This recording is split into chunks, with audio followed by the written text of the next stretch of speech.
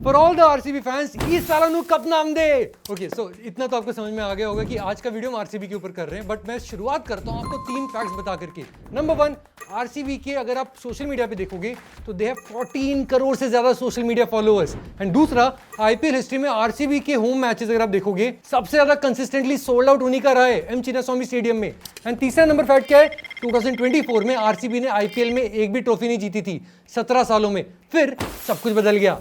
और ये जो भी कुछ मैंने भी आपको बताया, तीनों बातें ये इस पूरी की पूरी वीडियो की बुनियाद है। दुनिया की मोस्ट लव टीम्स में से एक, और फिर भी एक कमर्शियल सीलिंग के नीचे जिसने उसे कभी भी नंबर 1 नहीं बनने दिया।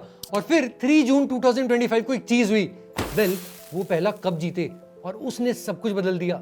उस एक जीत ने आरसीबी का जो वैल्यूएशन था उसको 17,000 करोड़ के आसपास पहुंचा दिया। आईपीएल की हिस्ट्री का सबसे बड़ा एक्विजिशन था ये, जो अभी रिसेंट में हुआ है। आरसीबी की ओनरशिप चेंज हुई इतने बड़े टिकट प्राइस पे कि सब लोग एकदम चौंक गए थे कि भाई साहब ये क्या हुआ। रातों रात जो और कॉम्पिटिटर्स भी थे जिनके कुछ पेरेंट्स आपके लिस्टेड हैं, सबके स्टॉक प्राइस अपर सर्किट एकदम ऊपर जा रहे थे। तो दोस्तों ये सवाल ये आता है, एक ट्रॉफी में आखिर ऐसा क्या था? इसका जवाब कॉर्पोरेट साइकोलॉजी के अंदर छुपा हुआ है। और इस समझने के बाद अब कभी भी स्पोर्ट्स बिजनेस को पहले की तरह नहीं देखोगे। लेकिन शुरुआत करने से पहले एक जेन्युइनली सरप्राइजिंग नंबर, आरसीबी की स्टैंडअलोन ब्रांड वैल्यू यानी कि ओवरऑल एक्विजिशन प्राइस से अलग मेट्रिक है। 2025 में ये नंबर 1900 करोड़ से बढ़ करके 2240 करोड़ तक शिफ्ट हो गई थी। इसका मतलब ये है कि वो लोग आईपीएल का नंबर 1 ब्रांड बन चुके हैं। मुंबई इंडियंस और सीएसके को पीछे छोड़ चुके हैं। माइंडेड सीएसके जो कि अभी तक 5 बार ट्रॉफीज जीत चुका है, एंड वो टीम अभी नंबर 3 पे आ गई है। ये सिर्फ एक नंबर की बात नहीं है, इसका मतलब है कि sponsorship deals, merchandising margins, broadcast leverage सब एक साथ शिफ्ट हो गया है। सब कुछ आरसीबी के फेवर में जा रहा है। कसम से बोलता हूं, मुझे भी बहुत ही अजीब लग रहा था कि एक ट्रॉफी इतना कुछ आखिर कैसे चेंज कर सकता है, वो भी इतना क्विकली। लेकिन जब मैंने कॉर्पोरेट स्पॉन्सरशिप कॉन्ट्रैक्ट्स और ब्रांड परसेप्शन की स्टडीज देखी, भाई साहब आंसर एकदम सीधा था। सुनो यार, एक ऑनेस्ट चीज बताता हूं, हम सब कभी ना कभी आरसीबी के बारे में कुछ ना कुछ जरूर सोचते हैं। यार फैंस बहुत ही पैशनेट होते हैं। कोहली भी है, चिन्नास्वामी का सीन भी है, लेजेंडरी वाला पूरा एटमॉस्फेयर रहता है। गेल भी एक टाइम पे वहीं पे थे, राइट? Chris Gayle. फिर भी चैंपियन वो कभी नहीं बन पाते थे। और अगर आप ऑनेस्ट हैं तो एक सटल चीज तो देखो माइंड में थी, शायद इस टीम में कोई ना कोई कमी है। यही एग्जैक्टली वो चीज है जो कि कॉर्पोरेट स्पॉन्सर्स हमेशा सोचते रहते थे। और यही वो कमर्शियल सीलिंग थी जो कि 17 साल से टूट ही नहीं रही थी। तो यहाँ पे आपके मन में सवाल आना चाहिए कि एग्जैक्टली ऐसा होता क्या है जब एक कंपनी किसी भी आईपीएल टीम को स्पॉन्सर करने आती है। एक मैन्युफैक्चरिंग कंपनी सोचती है, मैं अपना लोगो आरसीबी की जर्सी पे लगाता हूं, प्राइम रियल एस्टेट है वहां पर, फ्रंट ऑफ जर्सी पे अगर लगाओगे तो सबसे ज्यादा दिखोगे, साइड पे लगाओगे तो थोड़ा सा कम दिखोगे। ये डिसीजन एक चीज पर टिका होता है, आरओआई यानी रिटर्न ऑन इन्वेस्टमेंट। कितने लोग देखेंगे, पीक मोमेंट्स पे कितना रिकॉल होगा, हर चीज मैटर करता है। और स्पॉन्सरशिप रेट्स का लॉजिक यही है, जब टीम फाइनल में जाती है, पीक व्यूअरशिप इवेंट्स पे होती है, तो हाईएस्ट रेट वहीं पे होते हैं। 2008 से लेकर 2024 तक 17 साल तक आरसीबी फाइनल्स में सिर्फ 3 बार पहुंची, तीनों बार हार गई। मतलब 17 में से 14 सीजन्स में आरसीबी टूर्नामेंट के पीक मोमेंट्स पे नहीं थी। कॉर्पोरेट स्पॉन्सर्स प्रिसाइजली इसी पीरियड में इवैल्यूएट करते हैं। फैन बेस पैशनेट है, कोहली मार्केटेबल है, क्रिस गेल का भी एक टाइम पे बड़ा नाम था, लेकिन गारंटीड प्राइम टाइम का एक्सपोजर नहीं मिलता था कंसिस्टेंटली। ये वो इनविजिबल सीलिंग थी जिसके कारण FY24 में आरसीबी की लोकल स्पॉन्सरशिप का रेवेन्यू देखोगे वो सिर्फ 107 करोड़ था, 107 करोड़ ओनली। मुंबई इंडियंस और सीएसके के लिए ये नंबर लगभग 150 करोड़ के आसपास था। वो गैप बहुत बड़ा हो जाता है, ऑलमोस्ट 40 करोड़ या उससे भी ज्यादा। ये ग्लैमर विदाउट सब्सटेंस का कॉमर्शियल कॉस्ट था हर साल 17 सालों तक। और फिर क्या हुआ? 3 जून 2025 आरसीबी वर्सेस पंजाब किंग्स, बहुत ही electric environment, Narendra Modi stadium, Ahmedabad. Kohli जो कि 17 साल तक चैंपियन नहीं बने थे, उन्होंने अपना पहला आईपीएल ट्रॉफी उठाया। एंड बॉस वो सीन क्या था, वाइब्स अभी भी आती हैं, अभी मेरे गूज़बम्स आ रहे हैं, राइट? एंड वहां पे क्या होता है, विराट कोहली की कमर्शियल रिसरेक्शन होती है। कोहली ने मई 2025 में इंटरनेशनल टेस्ट क्रिकेट से रिटायर कर दिया।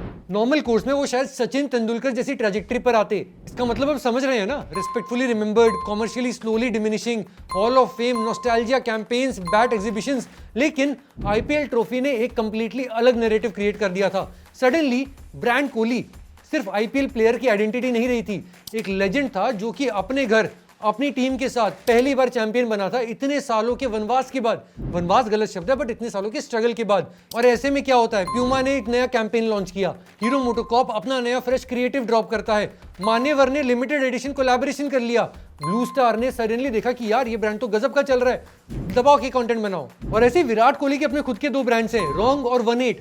इन्होंने चैंपियनशिप मोमेंट के अराउंड मैसिव मार्केटिंग किया, जम के बिजनेस किया। ये सब ऑफ सीजन में हो रहा था। नॉर्मली ऑफ सीजन में कोई आईपीएल प्लेयर इतना ज्यादा रिलेवेंट नहीं रहता, बट वो विराट कोहली का जमाना था एंड अभी भी चल रहा है। ये पूरा प्रूफ था कि बॉस ब्रांड वैल्यू क्या होती है। और ये सारा का सारा रेलेवेंस आरसीबी के स्पॉन्सर रिटेंशन और रिन्यूअल कन्वर्सेशंस में भी कन्वर्ट हो रहा था। और ये तो खाली 1 लेयर का इंपैक्ट था। दूसरा इंपैक्ट क्या आता है, डिजिटल रिकॉर्ड्स। आईपीएल 2025 में जियो हॉटस्टार पे 67.8 करोड़ व्यूज, 678 मिलियन का नंबर ये बनता है एक सिंगल मैच पे। सबसे ज्यादा watch IPL match ever streamed, ये रिकॉर्ड आरसीबी के फाइनल से आया था।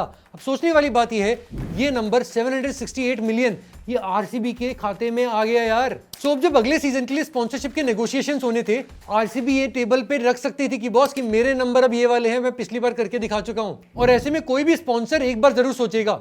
और यहीं पे आता है आपका 3rd लेयर का इंपैक्ट, डियाजियो का एग्जिट स्ट्रैटेजी। डियाजियो मतलब अभी समझ जाओगे दोस्तों। डियाजियो एक ब्रिटिश लिकर जायंट है जिसने आरसीबी को विजय माल्या से इनहेरिट किया था। हमारे विजय माल्या साहब के लिए आरसीबी एक मार्केटिंग का व्हीकल था, रॉयल चैलेंज विस्की ब्रांड को ग्लैमराइज करना था। लेकिन डियाजियो एक अलग कंपनी है, वो जॉनी वॉकर बनाते हैं, स्मिर्नॉफ बनाते हैं, टैंकेरे बनाते हैं, और एक स्पोर्ट्स फ्रेंचाइजी चलाना उनका बिजनेस नहीं है। नवंबर 2025 में डियाजियो ने आरसीबी को non core asset officially categorize कर दिया था। और यहाँ बिजनेस एक्यूमेंट की बात आ जाती है। जब कोई आपका नॉन कोर एसेट है तो ये सवाल उठता है कि आप उसे कब बेचोगे। ऑफ कोर्स जब वो पीक पे है, चैंपियनशिप अभी अभी जीती गई थी, ब्रांड वैल्यू नंबर 1 पे आ गई थी, मीडिया राइट्स का साइकिल भी अभी पीक पे चल रहा था। हमारे किंग कोहली रेलेवेंट थे भैया, रेलेवेंट छोड़ो, वो रेलेवेंस के किंग थे। ये सभी कंडीशंस एक साथ कभी भी दोबारा शायद नहीं मिलेंगे, तो इन्होंने कहा एग्जिट करो अभी। और डियाजियो ने एग्जैक्टली यही किया। वो ऑक्शन हुआ जिसमें केकेआर प्राइवेट इक्विटी, आदर पूनावाला, अवरम ग्लेजर, ये सब लोग आए। इन लोगों ने सारी जो बिडिंग करी उसके एंड में क्या मिला,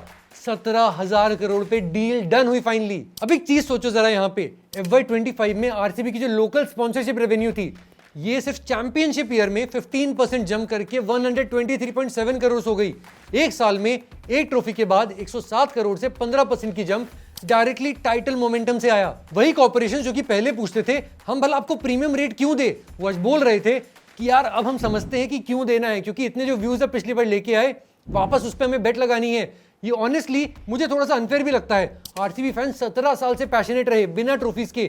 चिन्नास्वामी स्टेडियम 17 साल भरा रहा बिना ट्रॉफीज के। लेकिन कॉमर्शियल कन्वर्जन तब आई जब कॉर्पोरेट इकोसिस्टम को प्रूफ मिला। लेकिन सिस्टम यही बोलता है, बात इन दी एंड पैसे की है, लव काफी नहीं है, विनिंग चाहिए। कुछ लोग मुझसे यहाँ डिसएग्री कर सकते हैं कि यार ब्रांड लव को इवेंचुअली कॉमर्शियल पावर में कन्वर्ट होना चाहिए, ट्रॉफी के बिना भी ये चीज होनी चाहिए, एंड कुछ हद तक होती भी है। फैंस की लॉयल्टी एक कॉमर्शियल एसेट है जो कि इंडिपेंडेंटली वैल्यू करी जा सकती है। पर इन दी एंड मेरा ये मानना है कि बॉस लॉजिक बहुत सिंपल है। तो आप अग्री करते हो या डिसएग्री करते हो मुझे कमेंट्स में बताना। अभी के लिए आगे बढ़ते हैं। तो अभी जो भी हमने सारी बातें करी है उसके बाद आरसीबी आज एक नए ओनर के साथ है। ये कंसोर्शियम है, वहां पे आदित्य बिरला ग्रुप है, ब्लैकस्टोन है, टाइम्स ग्रुप है, डेविड ब्लिट्जर है, और उनका कंबाइंड प्लान आरसीबी के लिए वो सिर्फ क्रिकेट नहीं है, वो एक ग्लोबल लाइफस्टाइल ब्रांड है जो कि क्रिकेट से बहुत आगे जाने वाला है, या फिर जाना चाहती जरूर है। वो स्ट्रैटेजी कि 17,000 करोड़ पे रिटर्न्स कैसे जनरेट करें, वो स्टोरी मैं आपको अगली वीडियो में बताऊंगा। और उस स्टोरी में एक कॉन्सेप्ट है जिसको हम परपेचुअल कैपिटल कहते हैं, जो कि पीई इन्वेस्टिंग यानी कि प्राइवेट इक्विटी इन्वेस्टिंग को हमेशा के लिए चेंज कर रही है। बट वो सब अगले वीडियो के डीप डाइव के लिए। अभी के लिए सब्सक्राइब करो, बेल आइकन जरूर दबाना। मैं हूं जयंत मुंद्रा और आप देख रहे हैं ग्रो एज।